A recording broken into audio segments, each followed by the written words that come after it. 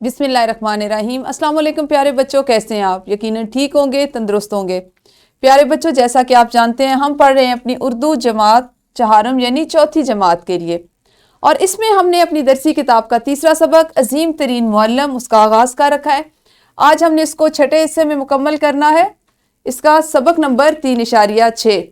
پیارے بچوں، آپ کے آج کے سبق میں شامل حاصلات تعلم کچھ اس طرح سے ہیں: جمع کو واحد اور واحد کو جمع میں تبدیل کر سکیں۔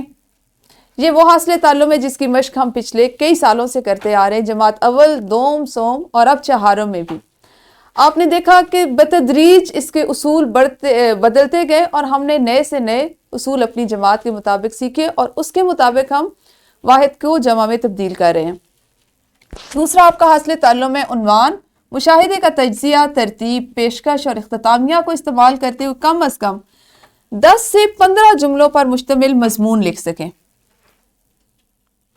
پیارے بچوں، ہمارے سبق کا اسلامی نقطہ نظر کچھ اس طرح سے ہے: اے نبی صلی اللہ علیہ وآلہ وسلم، ان سے کہو کبھی تم لوگوں نے غور کیا کہ اگر اللہ قیامت تک تم پر ہمیشہ کے لیے رات طاری کر دے تو اللہ کے سوا وہ کون سا معبود ہے جو تمہیں روشنی لا دے؟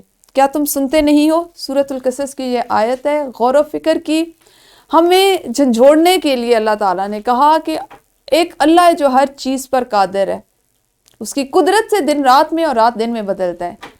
اللہ تعالیٰ نے اپنے علاوہ یہ اختیار کسی کو نہیں دے رکھا کہ وہ اللہ نظام قدرت میں دخل اندازی کر سکے۔ تو ہمیں غور کرنا چاہیے اور ہمیں اللہ تعالیٰ کا ذکر اور شکر ادا کرتے رہنا چاہیے۔ پیارے بچوں، کل آپ نے پڑھا اپنے مافی و ضمیر کو درست انداز میں درست لب و لہجے کے ساتھ بیان کرنا۔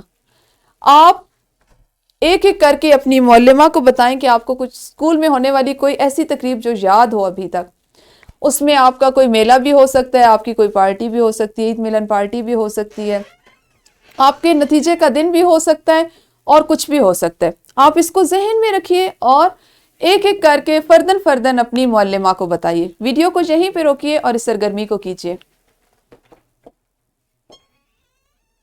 جی یقیناً آپ نے یہ سرگرمی سر انجام دے لی ہوگی۔ پیارے بچوں، آپ کو آپ کی اسکرین پر تصاویر دکھائی دے رہی ہیں۔ کیا آپ ان تصاویر کی مدد سے پہچان سکتے ہیں کہ ہم اگلا کام کیا کرنے والے ہیں؟ جی بالکل صحیح آپ نے کہا، ہم اس کے بعد پڑھیں گے واحد اور جمع۔ آپ اچھے سے جانتے ہیں کہ ایک اکیلی چیز واحد کہلاتی ہے اور دو یا دو سے زیادہ چیزوں کو ہم جمع کہتے ہیں۔ آپ نے اپنی پچھلی جماعت میں جمع کو واحد میں بدلنا بھی سیکھا اور واحد کے مختلف اصولوں کے تحت اس کو واحد الفاظ کو جمع میں تبدیل کرنا سیکھا۔ آپ کے پاس کتاب کا سوال نمبر 8 ہے، واحد الفاظ کی جمع اور جمع الفاظ کے واحد تحریر کریں۔ ویڈیو کو یہیں پہ روکیں اور اپنے اس 8ویں سوال کو ابھی کتابوں پر مکمل کریں۔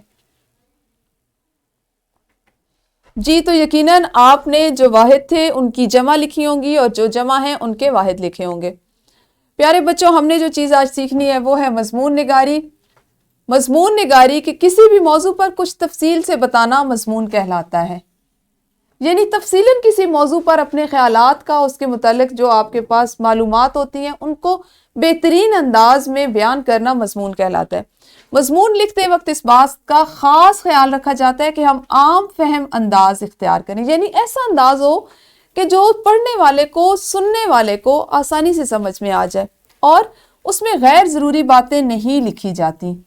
خواہ مخواہ بلا وجہ مضمون کو طویل نہیں کرتے، اس کو طوالت دینے کے لیے آپ ارد گرد کی ایسی باتیں جن کا ان سے تعلق نہیں اس کو نہ شامل کریں۔ مضمون کو آغاز، تفصیل اور اختتام 3 بڑے حصوں میں تقسیم کیا جاتا ہے۔ آغاز جس میں آپ تعارف کرواتے ہیں کہ آپ جس موضوع پہ لکھ رہے ہیں وہ کیا ہے۔ پھر تفصیل، اس کا درمیان کا حصہ جہاں پہ اصل متن لکھنا ہوتا ہے، اصل میں معلومات دینی ہوتی ہیں کہ مضمون کا مقصد کیا ہے، اگر وہ کسی چیز کے بارے میں تو اس کی کیا خصوصیات ہیں، اس کے کیا فوائد ہیں، اور آخر میں بہت مؤثر انداز میں اس کو اختتام اس کا کیا جاتا ہے، اسے ختم کیا جاتا ہے کہ ہم اس سے کیا فائدہ اٹھا رہے ہیں یا اس چیز سے ہم کس طرح سے اس سے ہم آنے والے دنوں میں فائدہ اٹھائیں گے۔ تفصیل کے حصے میں بھی ترتیب کا بہت خیال رکھا جاتا ہے، یعنی ایسا نہیں ہوتا کہ آپ کسی ایسی چیز کے بارے میں لکھ رہے ہوں جو کوئی جاندار ہو تو آپ اس کے جوانی کا یا اس کے پھلنے پھولنے کا جو ذکر ہے وہ پہلے لکھ دیں اور اس کے بچپن کے واقعات جو ہیں وہ بعد میں لکھیں۔ تو ترتیب کا بھی خیال رکھا جاتا ہے۔ آپ کی کتاب میں مضمون کی ذیل میں جب تفاصیل دی گئی ہیں تو وہ کچھ اس طرح سے ہیں: یہ تقریباً وہی ہے جو میں نے آپ کو الگ سے لکھ کے بتائی۔ اب آپ نے ایک سرگرمی کرنی، اور سرگرمی اس طرح سے ہے کہ معلم کی مدد سے درج ذیل الفاظ کی آپ نے جمع بنانی ہے۔ کھانا، بات، گھڑی، تحفہ، کپڑا، کرسی، الماری، بچہ، گاڑی اور کتاب، یہ آپ کی ایک سرگرمی ہے، اور آپ نے اس کے ساتھ ساتھ مشق کا ایک سوال بھی کرنا ہے۔ آپ کے پاس مشق میں ہے ڈیش کتاب ہے، ڈیش میں 23 ابواب ہیں، ڈیش ہمیں دین و دنیا دونوں کی رہنمائی فراہم کرتی ہے۔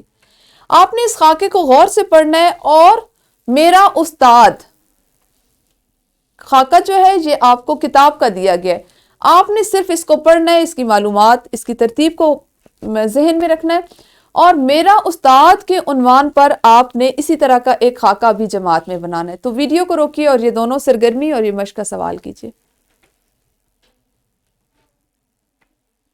جی تو یقیناً آپ نے یہ سوال کر لیا ہوگا۔ پیارے بچوں، آپ کے لیے گھر کا کام ہے سوال نمبر 9۔ ابھی آپ نے ایک خاکہ بنایا اپنے جس کا عنوان تھا میرا استاد۔ آپ نے گھر جا کے میرا استاد کے عنوان پر 10 سے 15 جملوں پر مشتمل ایک مضمون لکھنا ہے۔